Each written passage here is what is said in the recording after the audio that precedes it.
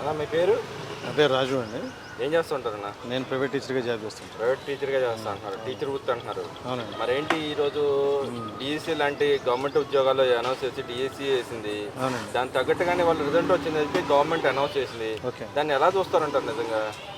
ఇది వాస్తవంగా గవర్నమెంట్ సాధించిన విజయం అండి. ఎందుకంటే గత గవర్నమెంట్లో ఎవ్రీ ఇయర్ జాబ్ క్యాలెండర్ ఇస్తాము, ఈ మెగా డిఎస్సి ఇస్తామని చెప్పి దాదాపుగా 5 yearsకి ఒక టీచర్ ఇవ్వడం వలన గవర్నమెంట్ స్కూల్లో దాదాపుగా ఒక 10 మంది టీచర్స్ ఉండాల్సిన దగ్గర 2-3 టీచర్లు ఉండటం వలన విద్యార్థులు సరైన విద్య అందలేకపోయింది. కనుక ఈ గవర్నమెంట్ రాగానే మెగా డిఎస్సి ఇవ్వడం, తద్వారా టీచర్లు పంపించడం, మరి ఆ స్కూల్లో కూడా వసతులను ఏర్పాటు చేయడం చూడటం, మరి ప్రతి కొద్ది మందికి 25 మందికి 30 మందికి ఒక సెక్షన్గా ఏర్పాటు చేయడం, ఆ సెక్షన్లో మరి వాళ్ళకి విద్య సక్రమంగా బోధించడం వల్ల ఈరోజు రికార్డు సాధించగలిగిందని నా నమ్మకం అండి. అది వాస్తవం. అంటే 100 days పాలసీ ఏదో పెట్టుకొని దానికి తగ్గట్టుగానే చేశారని చెప్పి అవునండి మాట్లాడుతాను. ఆ 100 days పాలసీ ఏంటంటారు? మీరు టీచర్ కాబట్టి మీకు కూడా ఐడియా ఎస్ అవునండి. ఎందుకంటే ఈ 100 days ప్రోగ్రామ్ అనేది ఆఫ్టర్ స్కూల్ అయిపోయిన తర్వాత కూడా ఒక సెషన్ తీసుకొని ఎవరైతే డల్లర్స్ ఉన్నారో వాళ్ళకి ప్రత్యేకమైన క్లాసులు తీసుకోవడం, వాళ్ళని ఎడ్యుకేషన్ మినిమం పాస్ గ్యారంటీ అనే కార్యక్రమాన్ని పెట్టడం వల్ల దాదాపుగా ఈరోజు ఇంత పర్సంటేజ్ మనం పాస్ అవ్వడం అనేది రాష్ట్రంలో రికార్డుగా సాధించడం జరిగింది. అందువల్ల చక్కగా మరి ఆ 100 days ప్రోగ్రామ్ విజయవంతంగా టీచర్స్ కూడా దాన్ని అక్కుడితో బాగా తీసుకోవడం, గవర్నమెంట్ కూడా దాన్ని ప్రెస్టేజ్ ఇష్యూగా తీసుకొని ప్రైవేట్ స్కూళ్ళకి ధీటుగా పోటీపడి గవర్నమెంట్ స్కూల్ కూడా డెవలప్ చేయడం. మరి గవర్నమెంట్ చదివే పిల్లలు విద్యార్థులు అంటే మరి బడుగు బలహీన వెనకబడిన వర్గాలు పేదవాళ్ళు కనుక వాళ్ళకు కూడా మంచి విద్యను అందించడం. ఈరోజు వాస్తవంగా చెప్పాలంటే అంటే ప్రైవేట్ స్కూల్స్ కంటే కూడా గవర్నమెంట్ స్కూల్లోనే ఎక్కువ ఫెసిలిటీస్ ఉంటున్నాయి. మంచి విశాలమైన ప్రాంగణం, గ్రౌండ్ కానీ, ల్యాబ్ ఫెసిలిటీస్ కానీ, మరి ఆన్లైన్ ఎడ్యుకేషన్ కానీ చక్కగా అంతా కూడా వాళ్ళది గవర్నమెంట్ చాలా జాగ్రత్తగా తీసుకోవడం వల్ల ఈరోజు ఈ రికార్డు సాధించడం జరిగిందని నా వాస్తవం. అంటే ఇక్కడ చూసుకుంటే ఒక పక్కన గవర్నమెంట్ పథకం ఇస్తానే, ఏది అమ్మఒడి కానీ ఇస్తానే, బుక్స్ ఇస్తానే, గవర్నమెంట్ స్కూల్కి ప్రైవేట్ స్కూల్కి ఏం తక్కువ ఎక్కువ ఏం లేదు, సమానంగానే ఉంటాయి. ఇక్కడ వ్యవస్థ అక్కడ వ్యవస్థ ఒకే రకంగానే ఉంటుందనే విధంగా జనాల్లో క్రియేట్ చేయడానికి ఇలాంటి పాలసీలు తీసుకొచ్చింది అనుకోవచ్చు. ఖచ్చితంగా అండి. ఎందుకంటే ఒక అవేర్నెస్ అనేది రావాలి. ఇప్పుడు ఈ రోజున విద్య అనేది డబ్బున్న వాళ్ళు వేలకు వేలు ఫీజులు కట్టి పిల్లల్ని స్కూల్లో జాయిన్ చేస్తున్నారు, కానీ పేదవాళ్ళు ఏంటంటే ఆ స్కూల్లో జాయిన్ చేయలేకపోయినా బాధ కలుగుతూ వాళ్ళు మేము సరైన విద్యను అందించలేకపోతాం ప్రజలందరూ బాధపడేవాళ్ళు. అయితే ఇప్పుడు నేను చెప్పేది ఏంటంటే ప్రైవేట్ స్కూల్స్ కంటే కూడా గవర్నమెంట్ స్కూల్ ఫెసిలిటీసే బాగున్నాయని నేను చెప్తున్నాను. వాస్తవంగా అక్కడే ఎడ్యుకేషనే బాగుంటుంది. వాళ్ళు కూడా చాలా జాగ్రత్త. ఈ రోజున గవర్నమెంట్ పేపర్ యాడ్ ఇచ్చే స్థాయికి ఎదిగింది. జెడ్పీ స్కూల్లో ఇంత రికార్డు సాధించాం, జెడ్పీ స్కూల్లో పిల్లలకి ఇంత హైయెస్ట్ మార్క్స్ వచ్చాయి అని చెప్పగలిగే స్థితికి వచ్చిందంటే గవర్నమెంట్ సాధించిన విజయం కింద భావించవచ్చు. టీచర్ లేకుండా దీక్ష, మరి ఆ యొక్క పరిపాలన మీద అడ్మినిస్ట్రేషన్, ఒక ఎడ్యుకేషన్ మినిస్టర్గా మరి లోకేష్ గారు ఇది హై క్వాలిఫైడ్ మినిస్టర్ అతను కాబట్టి స్టాన్ఫర్డ్ యూనివర్సిటీ చదువుకున్న వ్యక్తి కాబట్టి ఎడ్యుకేషన్ మీద ఒక అవగాహన ఉంది ఆయన. ఏ విధమైన ఎడ్యుకేషను కరికులం ఎలాంటిది ఇస్తే పిల్లలకి ఈ రోజున నెక్స్ట్ జనరేషన్లో వెళ్తారు, కాలేజీకి వెళ్ళిన తర్వాత వాళ్ళు ఎటువంటి సిలబస్ తీసుకోవాలి, ఆ సిలబస్ని ఇక్కడ ఎదుర్కోవాలని, ఇక్కడ ఏ విధంగా వీళ్ళని తయారు చేయాలి అన్నది ఒక అవగాహన ఉన్న మినిస్టర్ కనుక కాబట్టి అది సక్సెస్ఫుల్గా జరుగుతుంది నా ఉద్దేశం. అంటే ఆయన నియోజకవర్గంలో ఒక మోడల్ స్కూల్ లాంటి తయారు చేసి పెడతాం జరిగింది. అవునండి, ఎక్సలెంట్, అది చూసామండి. ఎక్సలెంట్ స్కూల్ లాంటి తయారు చేసి పెట్టారు. అంటే ఎందుకని అంత కేర్ తీసుకోవాల్సిన పరిస్థితి వచ్చిందంటారు ఆయనకి? సార్ ఎప్పుడైనా కానీ ఒకటేనండి, డాక్టర్ బిఆర్ అంబేద్కర్ రాజ్యాంగంలో ఒకటే చెప్పాడు, ఒకటే విద్య. ఆయన ఇప్పుడు కూడా విద్య గురించే నొక్కి వక్కాణించాడు. ఎందుకంటే ఈ రోజున ఒక విద్యార్థి కానీ ఒక జీవితం తలరాత మార్చేది విద్యనే. నువ్వు ఎన్ని కోట్లు సంపాదించినా వాడు అసలు కోట్లు పోతాయేమో కానీ విద్య అనేది అన్నట్టుగా తరగదు. ఒకళ్ళ జీవితం తలరాత మారాలి అంటే వాడు మంచి ఎడ్యుకేట్ అయితే ఖచ్చితంగా మంచి జాబ్ సంపాదించుకొని మంచి పొజిషన్కి వస్తే వాడి తలరాత మారుతుంది. కాబట్టి ఎక్కడ ఏ స్థాయిలో ఉన్నా, ఏ వర్గమైనా, ఏ విధంలో ఉన్నా వాడి యొక్క చదువే మారుతుంది. కాబట్టి చదువుకి గవర్నమెంట్ ముఖ్యమైన ప్రిఫరెన్స్ ఇవ్వడం, చదువుని ముఖ్యంగా ఎయిమ్గా తీసుకోవడం, మరి మంగళగిరి లాంటి తన నియోజకవర్గంలో ఒక మోడల్ స్కూల్ని ముందుగా స్థాపించడం, మరి ఇటువంటి ఎడ్యుకేషన్ మీద ఉన్న వారికి ఒక అవగాహన, ఒక చిత్తశుద్ధి మనం గమనిస్తాం. ఎందుకంటే ఏదో ఆ రకంగా పనిచేశారంటారా? ఖచ్చితంగా పని చేయబట్టి ఈరోజు రిజల్ట్ వచ్చింది, లేకపోతే వచ్చేది కాదు.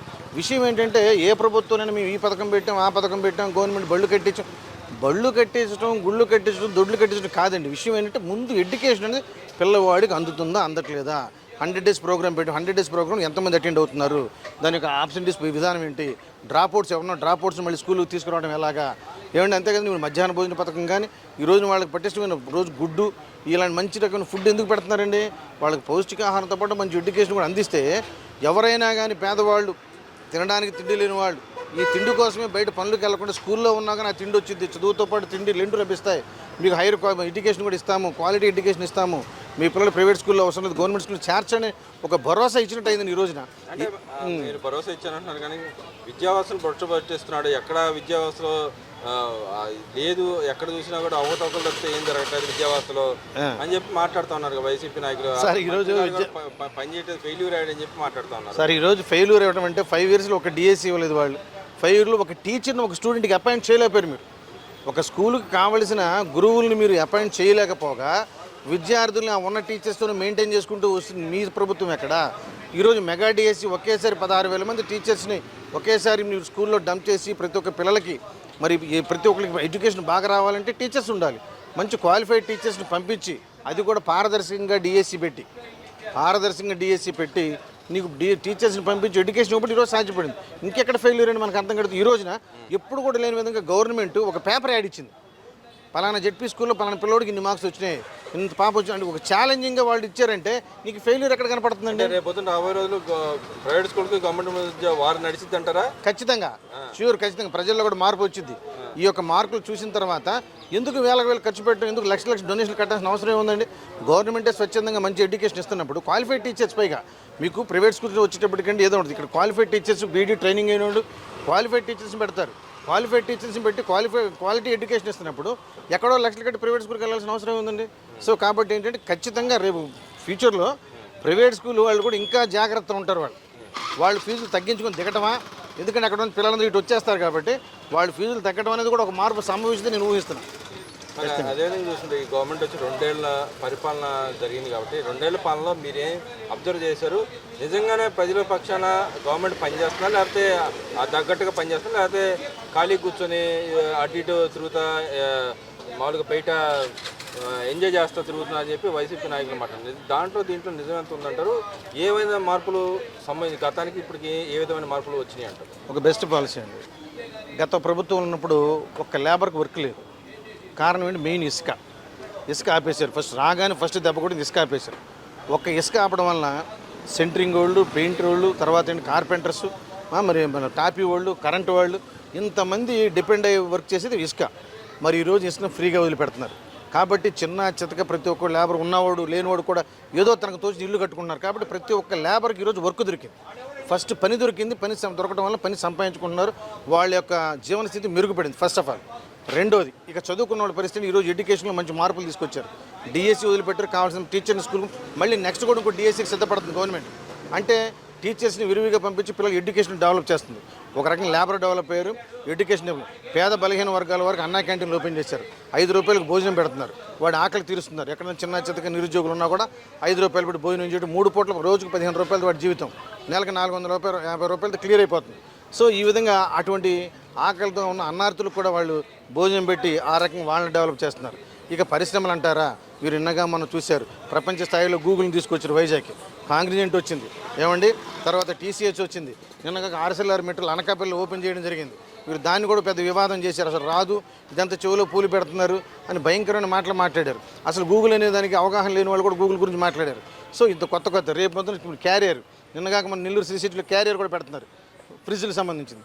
ప్రతి ఒక్కటి కూడా ఎక్కడ చూసినా కానీ మనకు డెవలప్మెంట్, ఇండస్ట్రియల్ డెవలప్మెంట్ ఉంది. ఇప్పుడు అమరావతి ఉంది, అమరావతిలో చూడండి మొన్నగాక నిన్న అక్కడ క్వాంటమ్ కంప్యూటర్ ఆ సెంటర్, రేపొద్దున క్వాంటమ్ కంప్యూటర్ అనేది ఒక మ్యానుఫ్యాక్చరింగ్ అనేది అమరావతిలో జరిగితే through all over the state కాదు, ఆల్ ఓవర్ ద వరల్డ్, ప్రపంచం మొత్తానికి ఇదే ప్రొడ్యూసింగ్ సంస్థ అవుతుంది.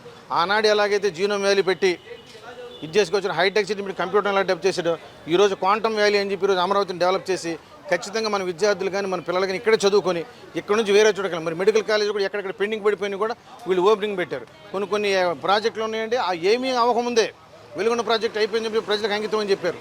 అన్నమయ్య గేట్లు కొట్టుకుపోయినా కానీ దాన్ని వదిలేశారు. మరి చూస్తే 2027 కల్లా పోలవరం కంప్లీట్ చేస్తానని చెప్తున్నాడు. పోలవరం కంప్లీట్ అయితే రాష్ట్రం సస్యశ్యామలం అవుతుంది. అనకాపల్లి ఇప్పుడు భోగాపురం ఎయిర్పోర్ట్ రేపు స్టార్ట్ చేస్తున్నారు. ఏమంటే ప్రతి ఒక్కటి కూడా ఈ రోజున ఒక ఇండస్ట్రీస్ డెవలప్ అవుతుంది. అగ్రికల్చర్ పరంగా పోలవరం ఇచ్చారు, వెలుగొండ ప్రాజెక్ట్ కంప్లీట్ చేస్తున్నారు. ఏంటి అగ్రికల్చర్ పరంగా మీకు రైతు భరోసా ఇస్తున్నాడు, పేదలకు అన్నా క్యాంటీన్ ఇస్తున్నాడు. మరి కార్మికులకు వచ్చేటప్పటికి మరి వాళ్ళకి ఇస్తున్న మత్స్యకారులు కూడా మన డబ్బులు వేశారు కదండి, ఆటో వాళ్ళకి డబ్బులు వేశారు కదండి, మరి ఫ్రీ బస్సు పెట్టారు కదండి. ఇటు చూస్తే సంక్షేమము అభివృద్ధి 2 రకాలుగాను ప్రభుత్వం అభివృద్ధి చేస్తుంటే మీకు వైఫల్యం ఎక్కడుందో ఒక విషయంలో చెప్పండి. కానీ వాళ్ళు దాచుకోవడం తప్పితే ఏం జరగట్లేదు, ఒక్క పథకాలు కూడా అందలేదని సాక్షాత్తు జగన్మోహన్ రెడ్డి గారు పదే చెబుతూ ఉన్నాడు కదా. మీడియా ముఖంగా వచ్చి. ఇప్పుడు ఒక విషయం ఏంటంటే మీరు జగన్మోహన్ రెడ్డి గారు క్రెడిట్ స్టోరీ అని చెప్పి మనం మాట్లాడుతున్నారు చూసారా, ఆయనే మొన్న ఆర్ఎస్ఎల్ఆర్ మెట్టలు ఒరిస్సాలో పెడుతున్నాడు, ఇక ఆంధ్రాలో ఎక్కడ పెడతాడు, మన ఎక్కడ డబ్బులు ఉన్నాయి అని చెప్పి వీళ్ళు చెవుల్లో పూలు పెడుతున్నారు లోకేషన్ చంద్రబాబు నాయుడు అని చెప్పాడు. 4 రోజులు శంకుస్థాపన ఆర్ఎస్ఎల్ఆర్ మెట్టలు తీసుకుని నేనే అంటాడు, గూగుల్ని తెచ్చింది నేనే అంటాడు, కియా కారు మా నాన్న తెచ్చానని చెప్తాడు. ఇలాంటివన్నీ కూడా ప్రజలు బోగస్ అండి. ఎన్ని రోజులు వింటారు? ఎలక్షన్ సమయానికి ఏదో ఒక స్టంట్ చేసుకోవడం ఇచ్చేట. కాబట్టి ప్రజలు అలాంటి నమ్మే పరిస్థితులు లేరండి. ప్రజలు వాస్తవాలు చూస్తున్నారు, వాస్తవాలు గమనిస్తున్నారు. ఎడ్యుకేషన్ డెవలప్మెంట్ చూస్తున్న విద్యార్థులు కూడా ప్రతి ఒక్కళ్ళకు కూడా నాకు తెలిసి అండి రాబోయే 2 ఇయర్స్లో చదువుకున్న ప్రతి విద్యార్థికి ప్రైవేట్ ఆర్ గవర్నమెంట్ జాబ్ ఏదో ఒకటి కూడా ఫుల్ఫిల్ ఈ రాష్ట్రం బాగా డెవలప్ అవుతుంది నా ఉద్దేశం అండి. అంటే ఇంకో పక్క విమర్శిస్తూ ఉన్నారు. అంబటి రాంబాబు లాంటి వ్యక్తి కూడా వచ్చేసి కూటమిని నాశనం పట్టించి మా జన్మడిని అధికారంలో తెస్తాను, సీఎం చేస్తాను అని చెప్పి ఆయన ప్రమాణాలు చేస్తూ ఉన్నాడు. నిజంగానే ఆయన కూటమిని విచ్ఛిన్నం చేసే అవకాశం అసలు ఉందంటారా? ఏమండి, మాట్లాడేవాళ్ళు రకరకాలుగా మాట్లాడుతూ ఉంటారు. ఒకప్పుడు అంటే మనం ఎవరిని కూడా హేళన చేయడం కాదు, కానీ జగన్మోహన్ రెడ్డిని అరెస్ట్ చేస్తే ఈ ఆంధ్రప్రదేశ్ కాలిపోయిద్దని, భూగోళం బద్దలైపోద్దని, అగ్నిగుండంలో వెల్లువెత్తిద్దని చెప్పి రోజా గారు, అంబటి రామ గారు అంతా కూడా స్టేట్మెంట్ ఇచ్చారు. మీకు ఒక ఐడియా ఉందో లేదో. మరి అటువంటి వ్యక్తి 16 ఏళ్ళు జైల్లో ఉంటే ప్రజలంతా ప్రశాంతంగానే ఉన్నారు. చంద్రబాబు నాయుడు 53 జైల్లో పెడితే ఇక్కడి నుంచి కాదండి, స్టేట్స్ ఎన్ఆర్ఐ నుంచి, సాఫ్ట్వేర్ ఇంజనీర్ నుంచి ప్రతి ఒక్కళ్ళు స్వచ్ఛందంగా వచ్చి ఆయన ఏ తప్పు లేదు అని చెప్పి జనమంతా మూకుమ్మడిగా వచ్చి ప్రదర్శన చేశారు, మూకుమ్మడిగా ఉద్యమాలు చేశారు. అది ప్రజల్లో ఉన్న విశ్వాసం అండి. కాబట్టి వాళ్ళు ఏంటంటే వాళ్ళ కార్యకర్తల్లో నైతిక స్థైర్యాన్ని నెలకొల్పడానికి, పార్టీ నిర్వీర్యం కాకుండా పోవడానికి వాళ్ళని ధైర్యం పెంచుకుంటామని చెప్పే మాటలు తప్ప అవన్నీ వాస్తవ రూపం జాలవు, అవి జరిగే పనులు కావండి.